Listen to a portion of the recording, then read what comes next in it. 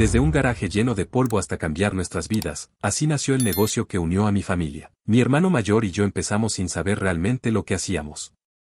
Teníamos una idea vaga, un viejo garaje prestado y más voluntad que experiencia. Nadie apostaba por nosotros, y con razón. En ese momento, no éramos más que dos tipos sin un peso, con herramientas prestadas y un sueño que, para el resto del mundo, sonaba a broma.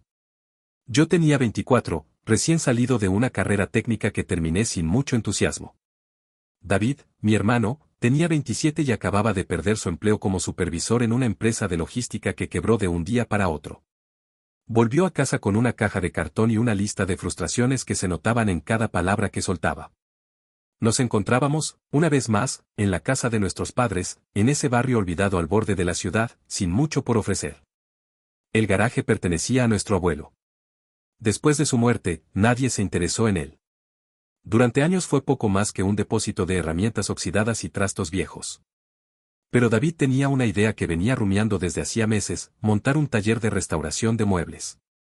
La gente tira cosas que podrían valer una fortuna con solo un poco de cariño, me dijo una noche, mientras cenábamos arroz con huevo en la cocina fría.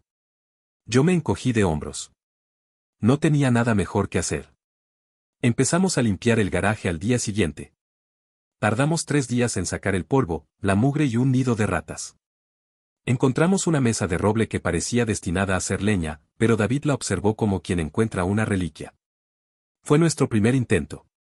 Nos tomó semanas restaurarla, y cuando finalmente la subimos a una página de segunda mano, alguien la compró por el doble de lo que esperábamos. Fue como una chispa. El dinero no era mucho, pero el impacto emocional fue inmenso. Por primera vez en meses, David sonrió como si creyera en algo. Y yo empecé a pensar que tal vez no estábamos tan locos. Con el tiempo, nuestro método fue mejorando. Empezamos a salir a buscar muebles abandonados, piezas en mal estado, incluso puertas viejas. Íbamos en la vieja camioneta de mi padre, que crujía con cada bache. Trabajábamos hasta pasada la medianoche, sin calefacción en invierno, sin ventilador en verano. Lijábamos, barnizábamos, pintábamos a mano, uno aprendiendo del otro a base de errores. Pero no todo era entusiasmo. Hubo días duros, muy duros. Uno de esos llegó cuando un cliente nos acusó de haberle estafado con una mesa que, según él, se partió sola. Lo negó todo, nos insultó en redes sociales y exigió que le devolviéramos el dinero.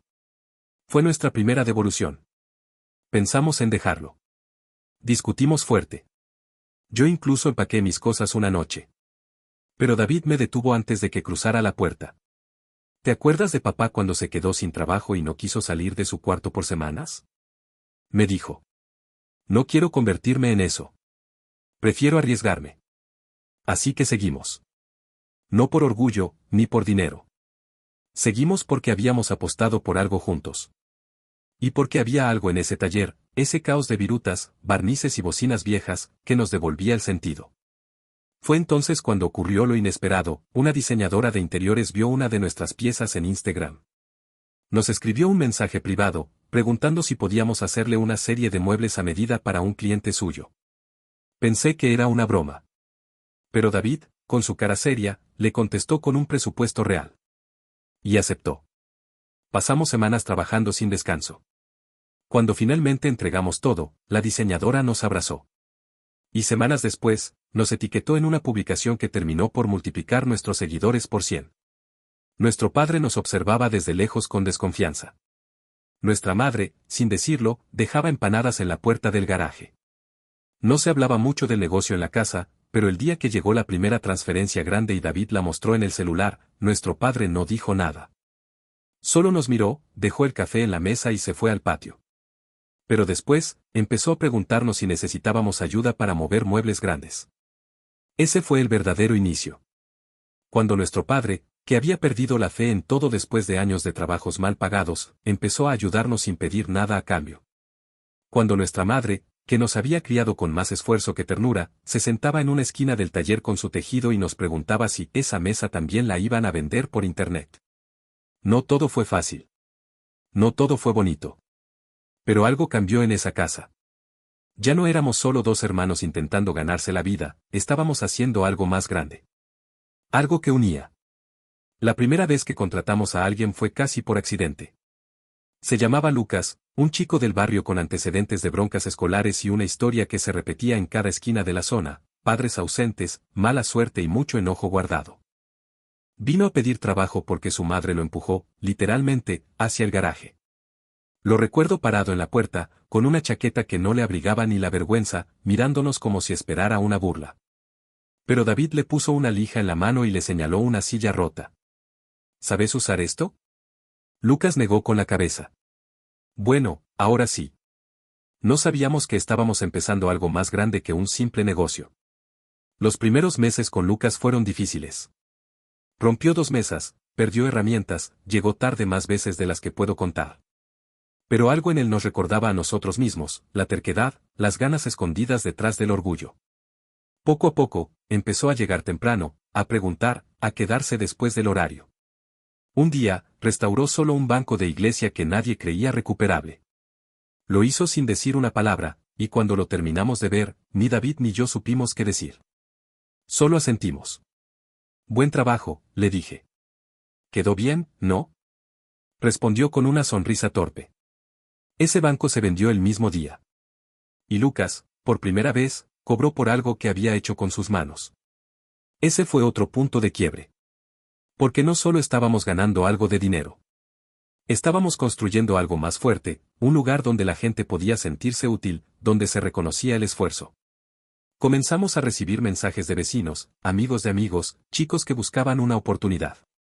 No teníamos cómo pagarles a todos, así que algunos venían solo por las tardes, a aprender, a hacer algo más que quedarse viendo el techo de sus casas. El garaje empezó a parecerse más a un refugio que a un taller. Y eso no cayó bien en todos lados. Un día, un vecino tocó la puerta. Era don Ricardo, el jubilado que vivía enfrente y que solía barrer la vereda con una exactitud casi militar. Dijo que el barrio no era un centro comunitario y que tanta gente extraña no era buena señal. Que deberíamos tener más cuidado con lo que estábamos trayendo. Fue la primera vez que sentí miedo real por lo que hacíamos. No porque estuviéramos haciendo algo mal, sino porque ese tipo de miedo venía disfrazado de orden, de legalidad, de respeto a la propiedad. David escuchó en silencio y luego le dijo. Lo único que traemos es trabajo. El ruido lo lamento, pero el respeto no se nos va en polvo de madera. Ricardo se fue murmurando algo sobre denuncias, pero nunca volvió. Y una semana después, su nieto apareció por el taller. Quería aprender a hacer bancos rústicos. Empezamos a organizarnos. Creamos un pequeño fondo con lo que ganábamos, compramos herramientas mejores, y abrimos una cuenta de Instagram con el nombre del taller, Maderas Vivas. Yo me encargaba de las fotos, David de los números, y Lucas de enseñarle a los nuevos cómo no arruinar una mesa en el primer intento. Una noche, mi madre entró al garaje con una caja en las manos. Esto era del abuelo, dijo, dejándola sobre la mesa de trabajo. Tal vez le sirva. Dentro había planos antiguos, dibujos a mano de muebles, esquemas de carpintería y hasta recetas caseras para barnices. Fue como encontrar un manual de instrucciones escrito con amor. Descubrimos que el abuelo había querido montar un taller propio en los años 70, pero la crisis económica y la necesidad de mantener a su familia lo empujaron a empleos estables y silenciosos. Nunca lo mencionó. David me miró sin decir palabra. Abrimos las hojas como si estuviéramos tocando algo sagrado. Esa noche, no hablamos mucho. Pero ambos sabíamos que ahora no era solo nuestro sueño. Era también el de él. Un mes después, tuvimos que alquilar un pequeño local frente a la plaza. Ya no cabíamos en el garaje.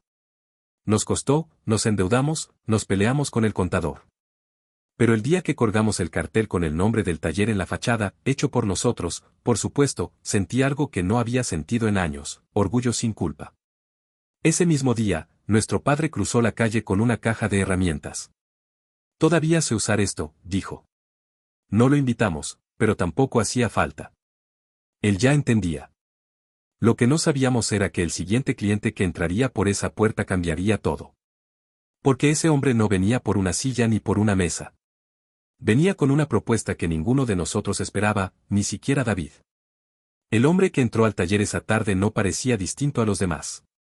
Pantalones beige, camisa celeste arrugada, una mochila vieja colgando de un hombro. Tenía la cara de alguien que había pasado demasiadas horas sin dormir y una mirada inquisitiva, como si estuviera evaluando no solo los muebles, sino también a nosotros. ¿Quién hizo esta mesa? Preguntó señalando una de nuestras piezas más recientes, una estructura de roble con patas torneadas y un acabado envejecido. David se adelantó. Mi hermano y yo. ¿Le interesa? Me interesa saber si pueden hacer 10 como esta, con ligeras variaciones, respondió, sacando de su mochila una libreta negra. Se la entregó a David, que hojeó los dibujos, bocetos de escritorios, sillas, bancos. Eran buenos. Nada sofisticado, pero con una lógica estética clara, casi nostálgica. El hombre se presentó como Mauricio Acuña. Tenía una librería-cafetería en el centro de la ciudad que estaba por relanzar, y quería amoblarla con piezas únicas que transmitieran calidez, historia. Algo con carácter, dijo. David y yo nos miramos. En ese momento teníamos pedidos pendientes, la mitad del equipo aún era aprendiz, y la cuenta del banco estaba en números preocupantes. Pero dijimos que sí. No porque fuéramos imprudentes, aunque tal vez lo éramos, sino porque había algo en esa libreta, en la forma en que hablaba de su espacio, que nos recordó a nosotros mismos. Quería construir algo que no existía todavía. Y eso, lo sabíamos hacer. Mauricio ofreció pagar un adelanto. No era mucho, pero lo suficiente para comprar madera de calidad y pagar horas extras a quienes ya no eran solo ayudantes, eran parte del equipo. Durante las siguientes semanas, el taller se convirtió en un caos de actividad. Las máquinas no se detenían, la sierra no dormía, y el café, ese café quemado y amargo, era prácticamente intravenoso. Lucas se transformó en líder de un pequeño grupo. Enseñaba con paciencia, con errores, pero también con una autoridad que se había ganado en silencio. Mi madre venía por las tardes con empanadas. Mi padre reparaba herramientas sin que nadie se lo pidiera. Incluso un tío lejano que había criticado el proyecto al principio apareció un día con latas de barniz y se quedó lijando durante horas, sin decir una palabra. Terminamos los pedidos una noche de jueves, poco antes de la fecha límite. Cuando los cargamos en la camioneta para llevarlos al local de Mauricio, sentí que llevábamos más que muebles. Era como si cada pieza hablara de nosotros, nuestras manos, nuestras dudas, nuestras ganas. La librería estaba en una esquina con ventanales grandes y estanterías vacías. Mauricio nos recibió con una sonrisa que parecía más joven que su rostro. Esto, dijo, señalando la primera mesa que descargamos. Esto es exactamente lo que quería. Nos ofreció café de verdad, no de máquina, y nos contó más de su historia. Era editor de libros escolares hasta que lo echaron en una reestructuración. Su esposa lo dejó meses después. Con lo poco que le quedaba, decidió abrir ese espacio, un refugio de papel, café y conversación. Un lugar que no tenía por qué dar ganancias inmediatas, pero que necesitaba existir. Cuando inauguró el local, nos invitó. Esa noche, David fue con una camisa planchada, lo juro, y yo llevé a mis padres. Incluso Lucas trajo a su madre, una mujer con los ojos hinchados de orgullo. Nos quedamos parados, en un rincón, viendo a la gente sentarse en nuestras sillas, apoyar libros sobre nuestras mesas, charlar junto a nuestras estanterías. Nunca había visto nuestras creaciones así, en contexto. Eran muebles, sí, pero también eran testigos de encuentros. Eran parte del tejido de algo nuevo. A los pocos días, Mauricio nos volvió a llamar. Esta vez no era por un pedido. Había recibido consultas de otras personas que querían muebles como los de la librería. Arquitectos, diseñadores, incluso un productor de televisión local. Y entonces nos dijo: yo no quiero otro taller. Pero creo que ustedes sí deberían pensar en uno más grande. Ahí empezó el dilema. Porque hasta ese momento, el taller era un refugio, una familia, una forma de sobrevivir. Pero esto era otra cosa. Había que formalizar, crear una empresa real. Contratar gente, abrir una sociedad, facturar con IVA. Había que elegir entre crecer o quedarnos como estábamos. Y no todos estaban listos. Lucas, por ejemplo, nos pidió hablar. Nos juntamos un domingo en el taller, con mate en mano y el olor persistente del aserrín. Si esto se convierte en una empresa grande, ¿yo sigo teniendo lugar?, preguntó, con la mirada clavada en el suelo. David le puso una mano en el hombro. Vos sos parte de esto. Desde siempre. Y lo cumplimos. Esa misma semana lo nombramos jefe de producción. No fue por caridad. Fue por justicia. Empezamos los trámites legales, elegimos un nombre oficial, el Garaje de los Hermanos, y abrimos nuestra primera cuenta de empresa. Todo parecía avanzar, hasta que una llamada desde el banco cambió el ritmo de todo. Una inversión. Una propuesta. Un número demasiado grande para ignorarlo. Y por primera vez, nuestras decisiones ya no eran solo nuestras. Porque el éxito, aunque bienvenido, también exige sacrificios. Y ese sacrificio, llegaría antes de lo que pensábamos. Nunca pensamos que alguien querría invertir en nosotros. Para ser honestos, hasta hacía unos meses apenas sabíamos cómo facturar sin errores. Pero ahí estábamos, sentados frente a una ejecutiva de banco con un blazer gris y una sonrisa estudiada, escuchando sobre líneas de crédito, opciones de expansión y potencial de escalabilidad. Yo anotaba cada palabra como si me estuvieran enseñando a caminar. David, en cambio, mantenía esa expresión entre escéptica y curiosa que solo le salía cuando no confiaba del todo. La propuesta era simple, al menos en papel, un préstamo sustancial con condiciones preferenciales, bajo la premisa de que el garaje de los hermanos abriera una segunda sede en la ciudad vecina. El banco se cubría con el 40% del espacio como garantía y se reservaba el derecho de supervisión en los primeros 2 años. A cambio, obteníamos maquinaria de primera línea, acceso a una red de proveedores más barata y una oficina en un barrio donde jamás habríamos imaginado tener un cartel con nuestro nombre. ¿Qué opinas?, me preguntó David al salir de la reunión. No le respondí de inmediato. Caminamos en silencio unas cuadras, cruzando por una plaza donde unos chicos jugaban a la pelota.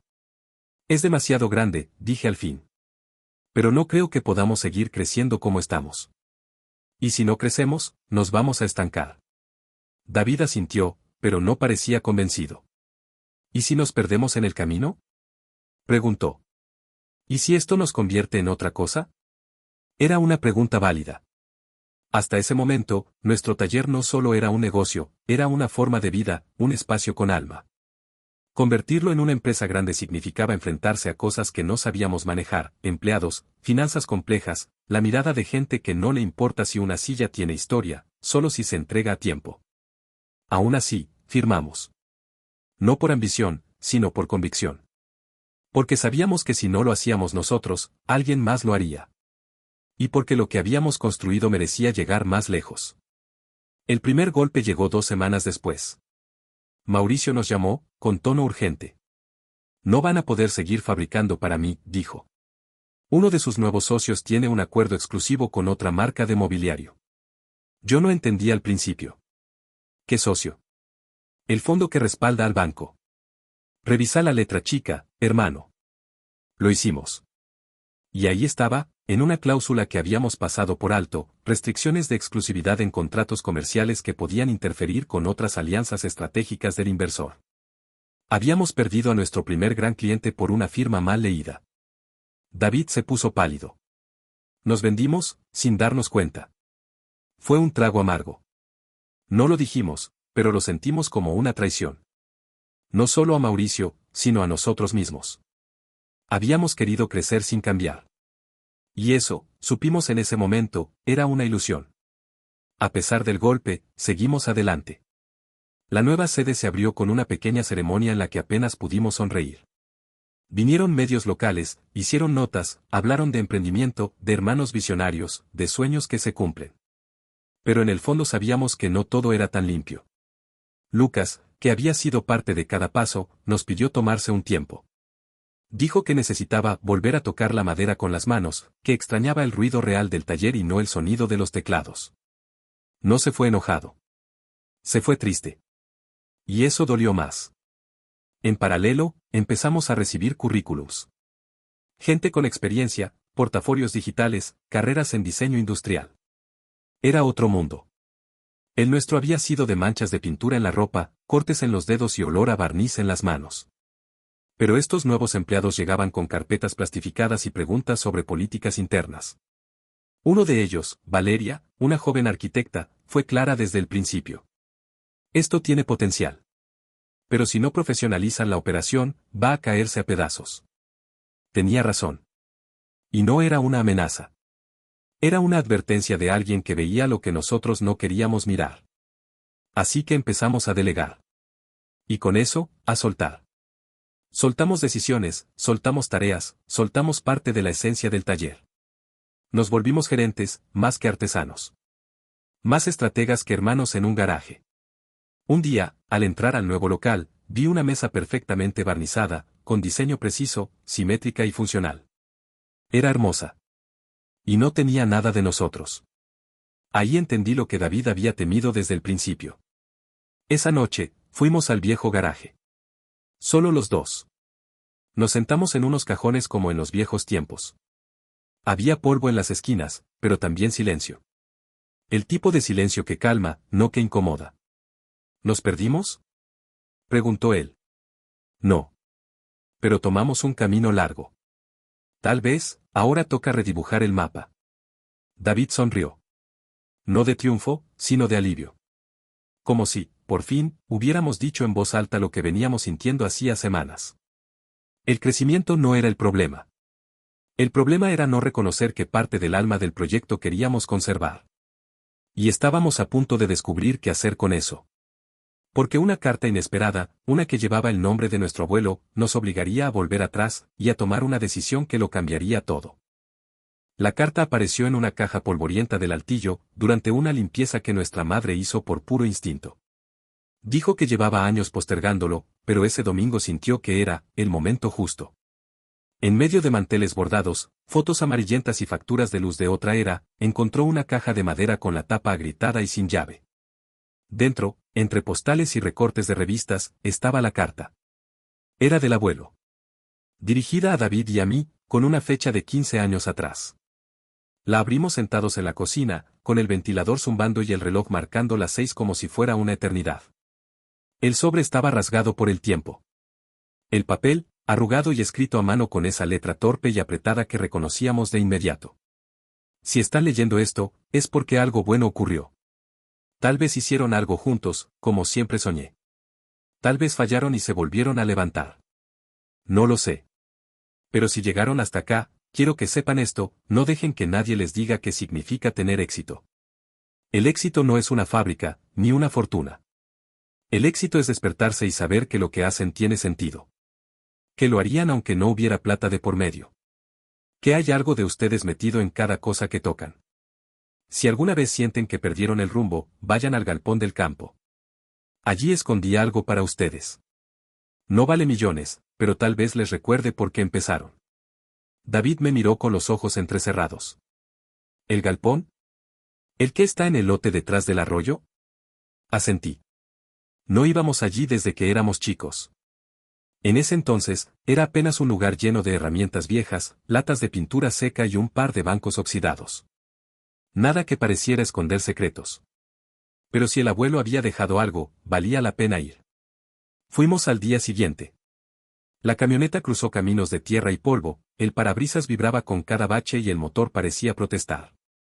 Cuando llegamos, el campo estaba tal como lo recordábamos, pasto alto, silencio espeso, y esa sensación de que el tiempo no pasaba por ahí.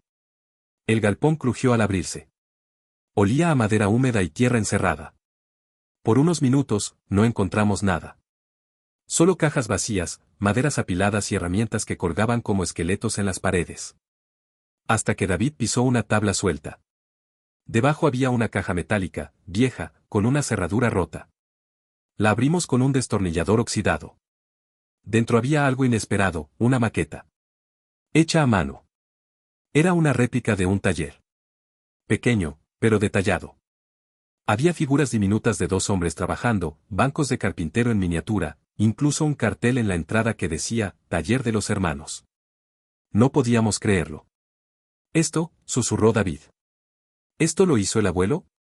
Había también un cuaderno de espiral, lleno de planos, notas, ideas de diseño. Todos eran bocetos de muebles hechos con materiales reciclados, diseñados para escuelas rurales, hospitales, bibliotecas. Un proyecto que nunca concretó. En la última hoja, una frase. Si ustedes lo ven con sus propios ojos, tal vez yo no esté para contarlo. Pero todavía se puede hacer. Nos sentamos en el suelo del galpón, en silencio. Afuera, el viento agitaba los árboles como si aplaudiera algo que apenas entendíamos. Fue ahí donde se nos ocurrió lo impensable, crear una línea de muebles con impacto social. Usar parte de las ganancias para construir espacios comunitarios, amueblar aulas olvidadas, ayudar a jóvenes como Lucas a tener una segunda oportunidad. No era un plan de negocios. Era una promesa. A él, a nosotros mismos, al inicio de todo. Volvimos al taller con la maqueta en brazos como si lleváramos una reliquia. Valeria la vio primero. Se quedó mirándola largo rato antes de decir: esto es una marca. Pero también es un manifiesto. No la corregimos. Tenía razón. Ese día, decidimos dividir el taller en dos áreas. Una seguiría con la línea comercial. La otra, más pequeña, más nuestra, se llamaría Raíz. Iba a funcionar con otro ritmo, con otro lenguaje. Y cada mueble que saliera de ahí tendría una inscripción en la base. Hecho con historia. Pensado para durar. No sabíamos si funcionaría. Pero por primera vez en meses, no nos importaba si vendía o no. Volvíamos a sentirnos, en casa. Raíz empezó como una idea pequeña, casi íntima. La instalamos en el fondo del local nuevo, en una sala que usábamos para guardar materiales. Le abrimos ventanas, instalamos bancos de trabajo hechos por nosotros mismos y colgamos, enmarcada, la maqueta del abuelo. Cada día, alguien del equipo, fuéramos David, yo, Valeria o Lucas, que volvió con una sonrisa tímida, pasaba por ahí, aunque fuera solo para ver cómo caía la luz sobre el aserrín. Los primeros muebles, Raíz, no se vendieron. No porque fueran malos, sino porque nadie sabía que existían. Y tampoco los ofrecimos en redes. Era una especie de ritual, se fabricaban con maderas recuperadas, con diseños inspirados en los planos del cuaderno del abuelo, y se donaban en silencio. La primera entrega fue una biblioteca escolar en un barrio de las afueras. El director nos recibió con una mezcla de sorpresa y gratitud incómoda. No estaba acostumbrado a que algo llegara sin pedirlo. Cuando vio las estanterías, los bancos con nombres grabados de árboles nativos, se le llenaron los ojos de agua. No dijo mucho. Solo nos apretó la mano y se quedó mirando cómo los chicos abrían los libros que habíamos traído con la misma reverencia con la que uno abriría un cofre. Después de eso, algo cambió en el equipo. No lo dijimos, pero se sintió. Como si al recordar por qué hacíamos esto, cada tornillo volviera a tener sentido. Volvimos a reír más seguido. A llegar temprano sin que nadie lo pidiera. Incluso los nuevos empleados, algunos que no nos conocían de la etapa del garaje, empezaron a ofrecerse para ayudar con la parte de Raíz. Y entonces, una periodista local, que había hecho una nota sobre nuestra expansión meses atrás, se enteró. ¿Ustedes están donando muebles?, preguntó con los ojos entrecerrados. ¿Sin cobrar un peso? Exactamente, respondió David, sin rodeos. La nota se publicó una semana después. Se titulaba El taller que fabrica con historia y regala futuro. Se viralizó sin quererlo. Medios nacionales la retomaron. Nos llamaron de radios, de programas de televisión, de ONGs y hasta de ministerios. Fue abrumador. El teléfono no dejaba de sonar. Las redes sociales estallaron. La página de Raíz, que habíamos activado en silencio, recibió más de 1000 solicitudes de escuelas, centros culturales, hospitales. Querían muebles. Pero también querían ser parte. Colaborar. Donar materiales. Invertir. Valeria nos reunió a todos un viernes por la tarde, cuando la jornada ya terminaba. Esto se nos fue de las manos, dijo sin alarmismo, pero con firmeza. Y eso puede ser una buena o una mala noticia. Tenía razón. Lo que había nacido como un tributo privado se estaba convirtiendo en algo público, algo que demandaba estructura, decisiones, y sobre todo, límites. Esa noche nos quedamos hasta tarde con David, hablando en la vieja mesa de pino del taller original. ¿Hasta dónde hay que crecer para seguir siendo uno mismo?, pregunté. No lo sé, respondió. Pero sí sé que no quiero volver a sentir que lo que hacemos no nos pertenece. Decidimos algo difícil, cerrar la entrada de nuevas solicitudes por 3 meses. En ese tiempo, íbamos a revisar cada propuesta, armar un equipo exclusivo para Raíz y encontrar aliados reales, no solo entusiastas de último minuto. Fue una decisión impopular. Hubo críticas. Nos acusaron de elitismo, de frenar un movimiento. Pero también hubo apoyo. Y, más importante aún, hubo tiempo para pensar. En ese paréntesis, construimos nuestra primera alianza verdadera, con un centro de formación profesional para jóvenes en situación de vulnerabilidad. Les propusimos algo claro, que los chicos vinieran a Raíz, aprendieran, y fabricaran sus propios muebles para las instituciones de su comunidad. Ellos serían creadores, no receptores. El primer grupo llegó con más desconfianza que entusiasmo. Pero después de unas semanas, estaban lijando, ensamblando, dibujando planos como si toda la vida hubieran esperado hacerlo. Un día, uno de ellos, Santi, 19 años, mirada dura, me mostró una banqueta con forma de cubo y me dijo: Esta va para el centro de día donde estuve internado. La hice para los que están ahí ahora. Y lo entendí todo. No se trataba solo de muebles. Ni de redención. Ni siquiera del abuelo. Se trataba de volver a creer que lo que uno hace con las manos puede sanar algo más que la madera. Y de eso no queríamos alejarnos nunca más. La transformación de Raíz en un programa formativo fue el giro más importante, y más inesperado, de toda nuestra historia. Sin haberlo planeado, habíamos tocado una necesidad más profunda que la de amueblar espacios, la de reconstruir trayectorias, dar herramientas donde solo había abandono, y hacerlo desde el trabajo real, tangible, sin discursos vacíos. Cada semana, los chicos del centro llegaban con una mezcla de entusiasmo y sospecha. No estaban acostumbrados a que alguien confiara en ellos sin una segunda intención. No sabían qué era una gubia, ni cómo se sujeta una regla para trazar cortes rectos, pero bastaron unos días para que el taller se llenara de preguntas. ¿Cuánto tarda la cola en secar? ¿Por qué esta madera cruje? ¿Puedo probar un diseño propio? Santi, que al principio evitaba el contacto visual y hablaba lo justo, fue el primero en pedir quedarse después de hora. Dijo que en su casa no tenía mucho que hacer y que ahí, en el taller, al menos sentía que construía algo. Y no hablaba solo de muebles. Los productos de Raíz empezaron a llevar el nombre de sus creadores grabado en la parte inferior. Era un detalle simple, pero poderoso. Ellos mismos lo propusieron. Querían que quedara claro que lo habían hecho con sus propias manos. Que no eran receptores de caridad, sino artífices de su obra. Al poco tiempo, las entregas se volvieron ceremonias. Los chicos iban con nosotros a dejar los bancos, las mesas, las estanterías. Los recibían como héroes. Más de una vez vi a una directora de escuela llorar mientras abrazaba a un joven que, meses antes, había sido catalogado como caso perdido. Pero no todo era épico ni fácil. Una mañana, al llegar al taller, nos encontramos con la noticia de que uno de los chicos, Ezequiel, no volvería. Había recaído en una adicción. Nadie supo qué hacer. Hubo silencio, incomodidad. Valeria, que lo había tomado bajo su ala, rompió a llorar en el baño. Esa tarde, David me dijo algo que se me quedó grabado. No podemos salvar a todos. Pero no intentar, sería mucho peor. Nos sentamos con el grupo. Hablamos sin eufemismos. No les prometimos finales felices. Les dijimos lo que sabíamos, que Raíz no era un atajo, ni una solución mágica. Era una oportunidad, una herramienta. Y que a veces, incluso con todo eso, las cosas no salían bien. Pero lo importante era seguir.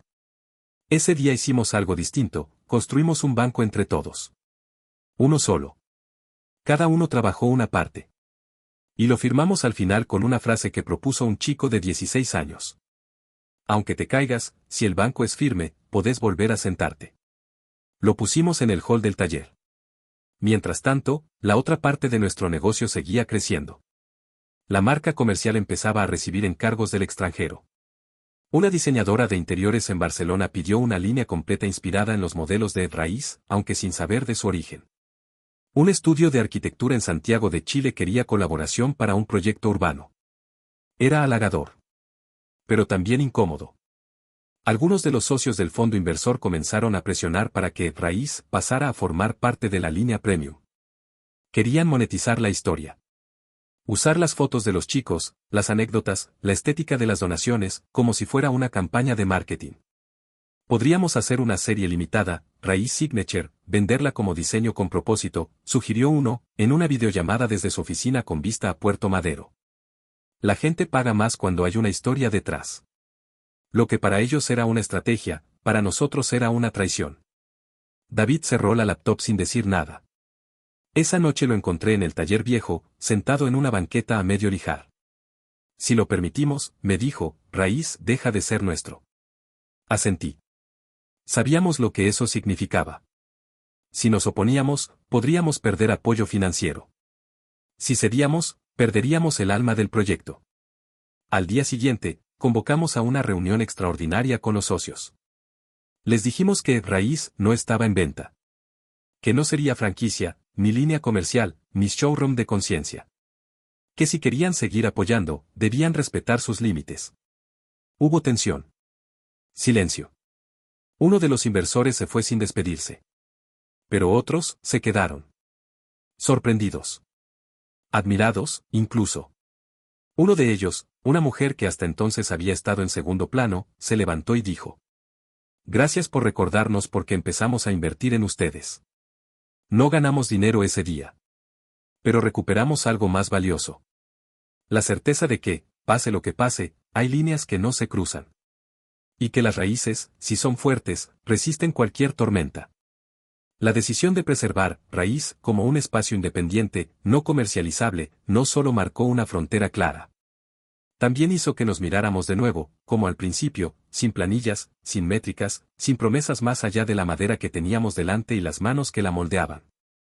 Pero la calma no duró mucho. Una mañana, Valeria entró al taller con una carpeta entre las manos y el ceño fruncido. Había recibido un correo del Ministerio de Desarrollo Social, nos estaban invitando a postularnos para una subvención nacional destinada a proyectos de inclusión productiva. Parecía ideal. Fondos sin condicionamientos de marca, acompañamiento técnico, visibilidad a escala nacional. Es una oportunidad real, dijo ella, dejándonos la carpeta sobre la mesa. Pero tenemos que adaptarnos. Presentar un plan más formal, con indicadores, objetivos, cronograma. La palabra cronograma me dio náuseas. Siempre lo había asociado a planillas frías y promesas incumplidas. Pero era cierto. Si queríamos que Raíz creciera sin traicionarse, teníamos que organizarla. Así que nos lanzamos al desafío. Durante semanas, armamos un proyecto que reflejara no solo nuestras metas, sino nuestra forma de hacer las cosas. Hablamos de identidad, de contexto, de cómo una banqueta podía ser también una biografía. De cómo enseñar carpintería no era solo hablar de madera, sino de permanencia. Una noche, mientras armábamos el documento final, Lucas se acercó con una hoja en la mano.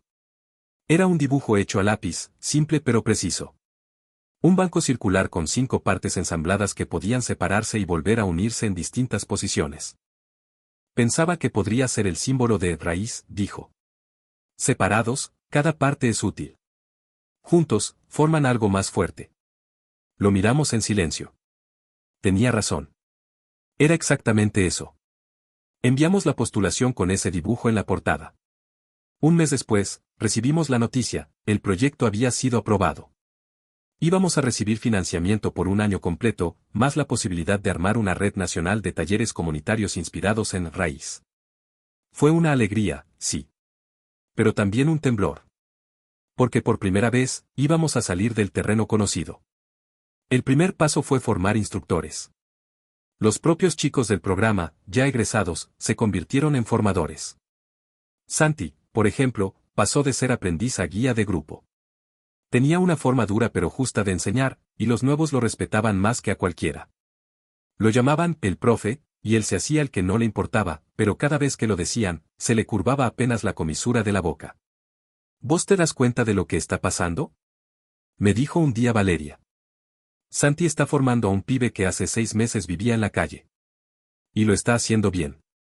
En paralelo, la parte comercial del taller vivía su propio vértigo. Tuvimos que rechazar varios contratos grandes para no comprometer nuestros principios. Eso nos hizo perder ingresos, sí. Pero ganamos algo más profundo, empezamos a atraer clientes que buscaban lo que realmente éramos. Gente que quería muebles con historia, no solo con diseño. Una mujer de Córdoba nos escribió para pedir una mesa redonda para su comedor. Su hijo, nos contó, había pasado por un proceso de rehabilitación, y sentía que Raíz simbolizaba una etapa nueva para su familia. No quiero una mesa perfecta, dijo. Quiero una mesa que cuente algo. Le mandamos una hecha con 3 tipos distintos de madera, con vetas irregulares y un borde que conservaba la forma original del tronco. En la base, grabamos una frase de su elección: todo lo que se reconstruye, se vuelve más fuerte. Cuando recibió la mesa, nos mandó una foto. Su hijo, de pie junto a ella, con una sonrisa torpe, pero real. Un día, recibimos una visita inesperada. Era Mauricio, el dueño de la librería Café. Había pasado más de un año desde aquella primera colaboración, la que nos abrió las puertas de este camino. Entró al taller sin previo aviso, con el mismo cuaderno negro de entonces bajo el brazo. No vine por trabajo, dijo. Vine a agradecerles. Nos contó que su local no solo sobrevivió a la pandemia, Se convirtió en punto de encuentro para escritores emergentes, para chicos que nunca antes habían entrado a una librería. Y que muchas veces, los clientes preguntaban por las mesas. Por su origen. ¿Por quién las había hecho? Siempre les digo lo mismo, dijo sonriendo, fueron dos hermanos, en un garaje lleno de polvo, que creyeron que algo podía construirse desde ahí. Se quedó un rato mirando cómo los nuevos chicos aprendían a usar la cepilladora, cómo medían, cortaban, se equivocaban y volvían a intentar. Antes de irse, dejó su cuaderno sobre la mesa. Ya no lo necesito. Tal vez ustedes sí. Y así, como si nada, nos devolvió nuestro origen. Con el cuaderno de Mauricio de vuelta en nuestras manos, algo se reactivó. No solo era un gesto de cierre, sino también una señal de que habíamos completado un ciclo. Lo hojeamos con cuidado, como si estuviéramos tocando una versión escrita de nuestro propio recorrido. En sus páginas quedaban ideas a medio hacer, planos sin terminar, anotaciones con dudas y tachaduras, pero también nombres, fechas, direcciones. Entre ellos, resaltaba una dirección escrita con tinta más reciente. Era un barrio del conurbano, y junto al nombre, Damián. Hace muebles con los chicos en un galpón. Hay que ayudarlo. No lo pensamos demasiado. Esa misma semana, fuimos a visitarlo. La dirección era un galpón improvisado, pegado a una casa con rejas oxidadas. Un mural a medio terminar decoraba la fachada, manos trabajando, tablas volando, un clavo que parecía flotar en el aire. Tocamos la puerta sin saber a quién encontrar. Damián resultó ser un hombre de 1,50, de rostro curtido y mirada directa. Nos recibió con desconfianza, hasta que mencionamos a Mauricio. ¿El de la librería con las mesas locas? Dijo, y entonces sonrió. Nos hizo pasar. Adentro, 6 adolescentes trabajaban sobre caballetes. No había herramientas nuevas, ni orden, ni siquiera buena luz. Pero había algo más importante, atención. Cada chico estaba concentrado, como si ese trozo de madera en sus manos fuera lo único que importaba. Empecé con 2, nos contó Damián. Después fueron viniendo más. Ninguno sabía nada. Yo tampoco sabía enseñar. Pero aprendimos juntos. Le mostramos lo que hacíamos en raíz, las guías que habíamos armado, los procesos formativos. Lo escuchó en silencio, asintiendo de vez en cuando. Ustedes tienen estructura, dijo al final. Nosotros tenemos voluntad. Entonces, sin que se lo pidiéramos, nos hizo una propuesta, formar parte de la red. No quería que lo absorbiéramos, ni que lo rescatáramos. Solo quería ser parte de algo más grande. Y eso nos pareció justo. Así nació el primer nodo de Raíz Red, una red de talleres autónomos que compartían valores, prácticas y materiales, pero que se gobernaban a sí mismos. Damián y sus chicos fueron los primeros, pero no los últimos. En pocos meses, se sumaron 2 más, un taller de mujeres en Mendoza y otro en Santa Fe, coordinado por un carpintero retirado y una maestra jubilada. La idea era simple, enseñar a enseñar. Acompañar sin imponer. Escuchar antes de sugerir. Cada nodo tenía su identidad, su acento, su forma de trabajar. Pero todos compartían algo, la convicción de que un banco puede ser más que un banco, una mesa más que un objeto. Puede ser el símbolo de una segunda oportunidad. Mientras tanto, en nuestro taller, las cosas seguían transformándose. Lucas, que ya había recorrido su propio viaje, propuso abrir un grupo de trabajo nocturno para los chicos que, por distintas razones, no podían asistir durante el día. Jóvenes que trabajaban en changas, madres adolescentes, pibes que salían de institutos cerrados. No todos entran en nuestros horarios, dijo. Pero eso no significa que no puedan entrar en el proyecto. Nos pareció lógico. Como siempre, lo mejor no venía de arriba, sino de abajo. Así que reformamos una parte del taller y la acondicionamos con buena luz, cocina, y un pequeño espacio de descanso.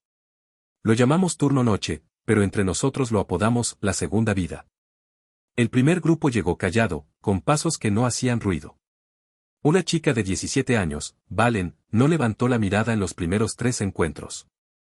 En el cuarto, pidió probar la sierra caladora. En el sexto, trajo un diseño propio, una biblioteca triangular con bordes suaves y una inscripción en lápiz que decía, para cuando vuelvan a leerme. Esa biblioteca terminó en un centro de detención juvenil. Nadie lo sabía, pero estaba dedicada a su hermano menor, que aún seguía adentro. Una tarde, mientras cargábamos muebles en la camioneta, David me dijo algo que me dejó quieto. ¿te acordás cuando empezamos, y solo queríamos sobrevivir? Asentí. Ahora ya no se trata de eso. Se trata de dejar algo en pie cuando nosotros ya no estemos. Lo dijo sin dramatismo. Como una certeza. Y tuve que admitirlo, Raíz ya no era nuestro. Nos había superado. Había pasado de ser una idea, a ser una comunidad. Un espacio con vida propia. Y lo mejor, sabíamos, todavía no había llegado. El crecimiento de Raíz Red no fue meteórico, pero sí constante. Como una enredadera que encuentra grietas para seguir avanzando. En cada rincón donde surgía un nuevo taller, llegaban también nuevas preguntas: ¿cómo sostener esto en el tiempo? ¿Cómo evitar que la estructura engulla al espíritu?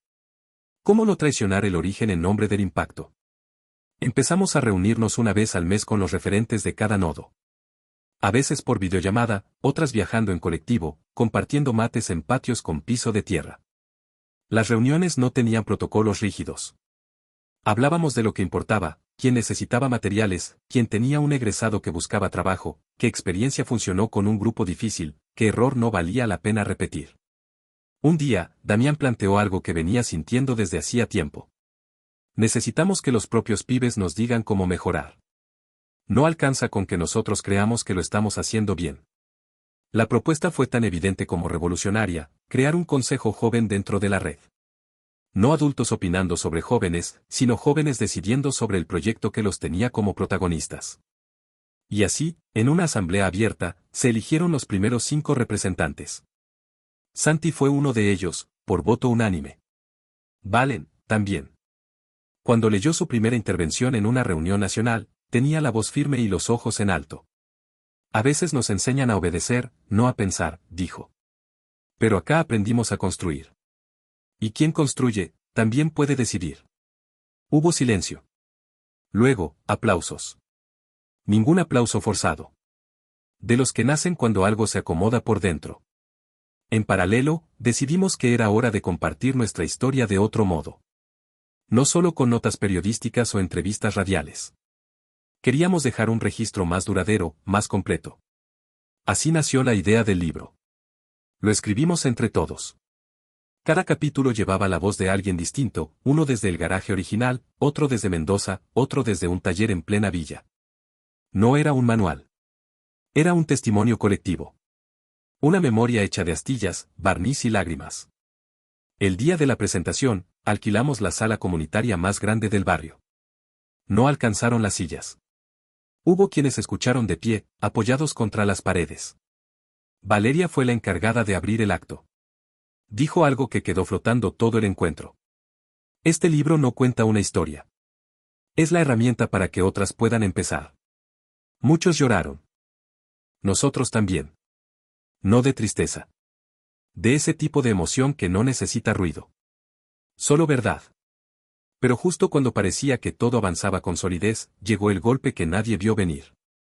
Una inspección de rutina detectó una serie de irregularidades menores en el registro de nuestro taller principal. Un error administrativo, de esos que aparecen por cansancio o exceso de confianza, derivó en una clausura preventiva. No había peligro. No había denuncia. Pero sí había burocracia. Y en menos de 48 horas, nuestro espacio quedó con una faja cruzada en la entrada y un cartel que decía: cerrado hasta nuevo aviso. Fue un mazazo. No por lo económico, aunque eso dolía, sino por lo simbólico. Porque los chicos llegaban igual. Se quedaban afuera, sentados en la vereda, esperando que pasara algo. Preguntaban si podían ayudar en otra sede. Si podían hacer algo desde sus casas. Lucas fue quien dijo lo que todos sentíamos. Podrán cerrar el taller, pero no pueden cerrar lo que hicimos juntos. Y no lo hicieron. Mientras resolvíamos lo legal, los talleres satélite ofrecieron espacios. Los instructores armaron turnos móviles. Los egresados abrieron sus patios, sus casas, sus barrios. Raíz no se detuvo. Solo cambió de forma. En 2 semanas, la clausura fue levantada. Pero ya nada era igual. Habíamos comprobado, por primera vez de manera brutal, que Raíz no era un lugar físico. Era un vínculo. Un tejido humano que, una vez cosido, no se desarma con papeles ni con sellos. Reabrimos con una nueva placa en la entrada, hecha por los mismos chicos. Decía: aquí empezó, pero nunca termina. Y esa, sabíamos, no era una frase decorativa. Era una promesa. Después de la reapertura, algo en el ambiente del taller cambió. No era entusiasmo, ni alivio. Era otra cosa, una madurez callada, esa que llega cuando ya se ha perdido algo y se decide seguir adelante igual. Las miradas eran más serias, las manos más firmes. Los nuevos llegaban preguntando menos y si falla, y más, ¿por dónde empiezo? Aprovechamos ese impulso para reorganizarnos. La red había crecido rápido, casi por inercia, y necesitábamos anclas. Creamos una coordinación rotativa entre sedes, armamos un sistema de mentoría entre egresados y nuevos ingresos, y lo más importante, formalizamos un fondo común. Cada taller aportaba según sus posibilidades y recibía según sus necesidades. No era caridad. Era reciprocidad. Estamos construyendo algo que no tiene dueño, pero sí tiene sentido, dijo Valeria en una de esas reuniones eternas de sábado por la tarde. Y eso es más difícil de sostener que cualquier empresa. Y tenía razón. Un día de abril, llegó al taller un hombre mayor. Alto, delgado, con manos grandes y una libreta en el bolsillo trasero del pantalón. Dijo que se llamaba Tomás y que venía desde el sur, con referencias de un taller que habíamos ayudado a abrir en Río Negro. No vengo a pedir. Vengo a ofrecer. Tengo un terreno y unas herramientas. Me gustaría que ahí empiece otro raíz. Nos miramos sin hablar. No porque dudáramos, sino porque cada vez que alguien venía con una propuesta así, nos sobrevenía el mismo vértigo, como decir que sí sin prometer más de lo que podíamos dar. Pero Tomás tenía algo diferente, paciencia. Dijo que no necesitaba que fuéramos en el acto. Solo quería empezar por donde se empieza siempre, escuchando. Un mes después, 2 miembros del equipo viajaron. Lo que encontraron no fue un lugar preparado. Era apenas un galpón con techos bajos y suelo de tierra. Pero había gente. Y sobre todo, había ganas. Gente que ya se reunía a compartir oficios, que quería aprender más, hacer más, llegar más lejos. Solo necesitaban un lenguaje, una estructura, una brújula. Así empezó el primer raíz patagónico. Y no sería el último. Mientras tanto, en nuestro taller original, surgió una idea que nadie había previsto, un archivo. Uno físico, real. Hecho de cajas, fotos impresas, anotaciones, planos, herramientas antiguas y muebles que se habían guardado porque eran demasiado especiales para vender o donar. Valen fue quien impulsó el proyecto. Dijo que había que guardar la historia, no para glorificarse, sino para aprender de ella. Porque los errores también necesitaban estantería, y los aciertos no debían perderse con los turnos rotativos. Así nació el archivo vivo. Los viernes, el taller cerraba 1 hora antes. En esa hora, quien quisiera podía contar una historia. No había guión. Podía ser sobre una mesa que se rompió y se arregló, sobre una visita que los conmovió, sobre una discusión fuerte que terminó en aprendizaje. Esas historias se grababan, se transcribían y se guardaban. Una de las primeras fue de Santi. Habló de su primera noche en el taller, del miedo de fracasar de nuevo, de la primera vez que alguien le dijo, esto está bien hecho, sin pedirle nada a cambio. Yo pensé que venía a aprender a lijar, dijo. Pero aprendí a quedarme. Quedarse. En un mundo donde muchos se van, muchos se rinden, quedarse es casi un acto revolucionario.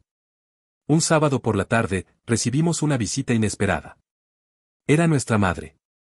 Llevaba años acompañando desde un costado, con empanadas, con miradas de orgullo silencioso. Pero nunca había entrado al taller en pleno funcionamiento.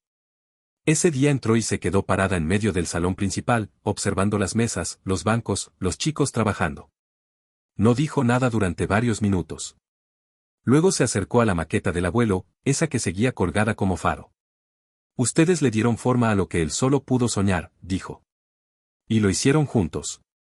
No supimos qué responder. A veces, el silencio de ciertas personas pesa más que 1000 discursos. Pero esa vez, sus palabras nos alcanzaron.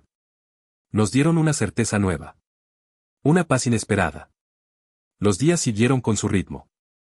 Algunas cosas seguían igual, los bancos de siempre, el olor a madera recién cortada, el mate frío olvidado en una esquina. Pero otras cosas cambiaban. Nuevas generaciones llegaban, nuevas voces se sumaban, nuevas preguntas se hacían.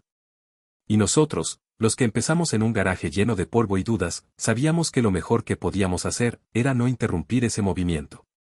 Solo sostenerlo. Cómo se sostiene una tabla antes del primer corte. Con respeto.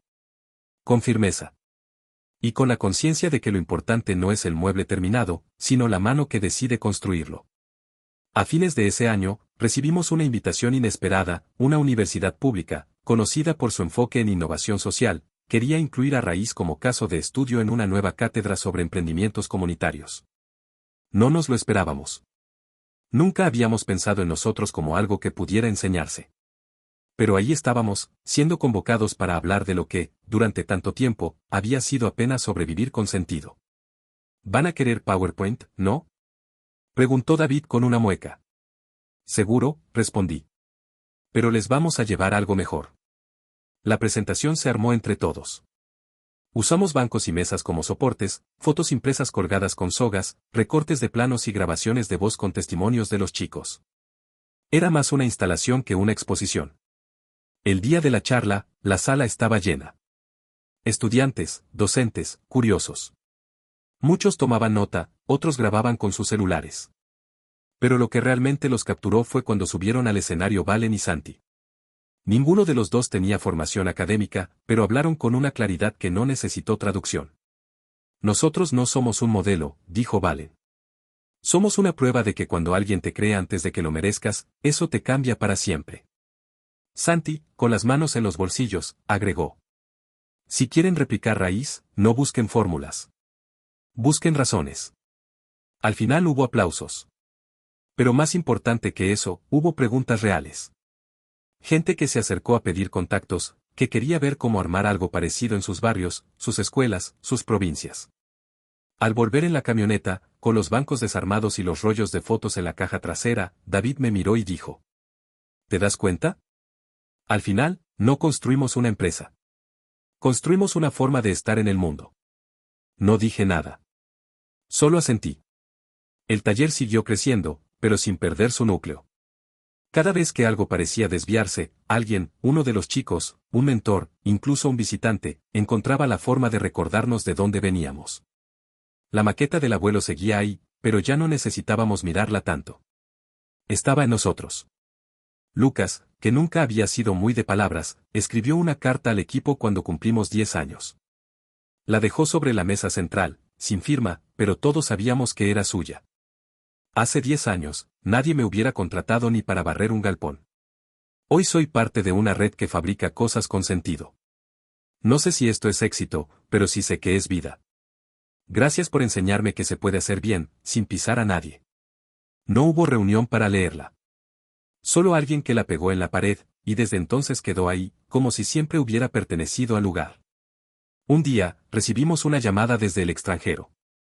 Una fundación internacional, que trabajaba con programas de impacto social, había oído hablar de Raíz. Querían venir a vernos. No para financiarnos. Solo para entender cómo lo hacíamos. Vinieron 3 personas, una alemana, un canadiense, y una chilena. Caminaron entre bancos, preguntaron por las marcas en las maderas, observaron cómo los instructores corregían sin gritar, cómo los nuevos escuchaban sin miedo. Al final, nos reunimos con ellos en el patio trasero, bajo una higuera que había crecido sin que nadie la plantara. ¿Cuál es su metodología?, preguntó la alemana, cuaderno en mano. Valeria respondió sin pensarlo. Escuchar primero. Construir después. Todos anotaron. Como si fuera una fórmula. Pero sabíamos que no lo era. Era apenas una actitud. Una forma de mirar al otro sin suponer que uno sabe más. Esa misma semana, llegó un paquete a nombre de David y mío. No tenía remitente, pero el matasellos era de nuestra ciudad natal. Adentro había una pequeña caja de madera. La abrimos con cuidado. Dentro, una pieza de metal oxidado. Una bisagra. Antiguísima. Y una nota escrita con lápiz. Esto sostuvo la tapa del banco donde su abuelo les enseñó a clavar su primer clavo. Pensé que deberían tenerla ustedes. Gracias por seguir abriendo puertas. Nos quedamos un largo rato en silencio. Luego David tomó la bisagra y la atornilló en la pared, justo al lado de la entrada principal. Desde ese día, cada vez que alguien nuevo cruzaba por ahí, la tocaba con la mano. Algunos sin saber por qué. Otros, porque ya habían escuchado la historia. Y así entendimos que no hay final. Solo continuidad. Como las vetas de la madera, invisibles al principio, pero imprescindibles para sostener lo que se construye.